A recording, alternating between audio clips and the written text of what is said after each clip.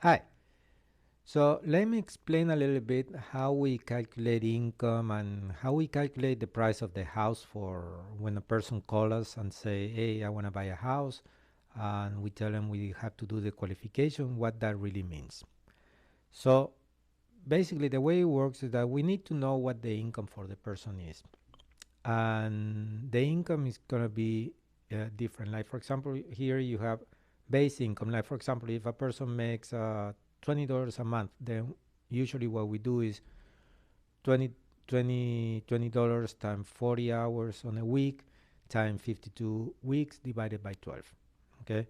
Now, if the person work less, then we will figure that out from the pay stubs and the W-2s.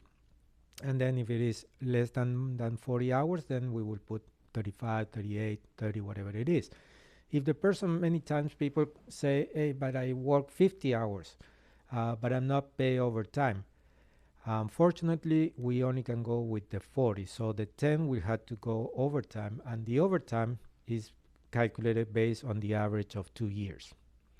So sometimes people says, I'm making 60,000, but then when I see the pay stubs and the W-2s, it's only 40,000 base.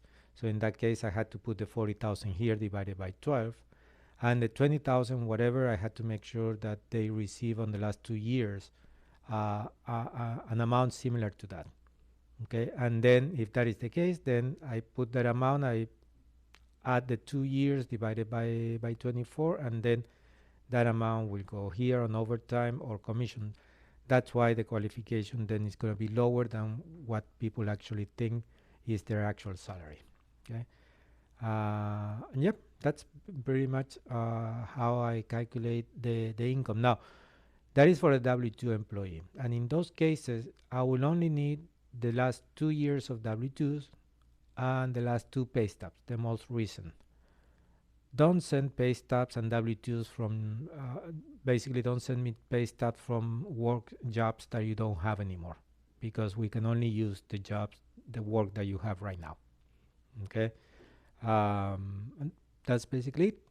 I'm gonna make another video some other day where I'm gonna explain the part of the liabilities, and then we will put both together. Thank you. Have a good day.